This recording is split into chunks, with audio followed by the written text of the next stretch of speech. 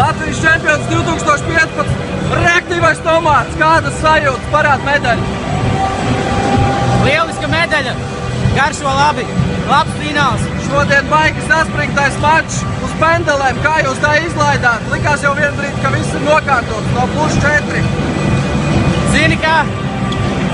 Mēs sākumā laikam bijām pārāk uzvilkušies. Nespēlējām savu spēli, neiemetām savus metienus. Viņi pievilka, pēc tam atkal it kā atslābām, gājām jau +4 un atkal salūzām.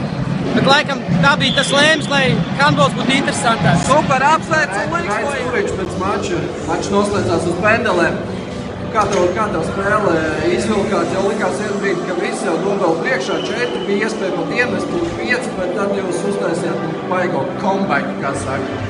Comebacks, jā, pareizi bija. Otrā puslaikā bija baigi labais, taču, jāpaskaties uz pēdējām 2 minūtēm, tas pēdējais comebacks viederēja Teneksam, kur pēdējās minūtēs atspēlēja tos 3 vārdu deficītu un tas noved līdz pendelēm.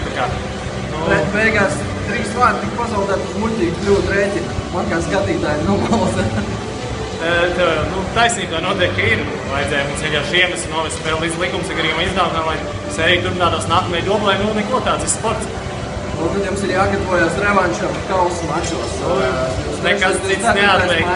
Mums jāatrod motivācija un jācīnās tālāk. Droši vien tagad nedaudz atpūtīsimies nākamdēļ treniņos, bet pēc 2 nedēļām tiekamies dublē. Labi, lai veicās, tiekamies dublē. Paldies, Ermont.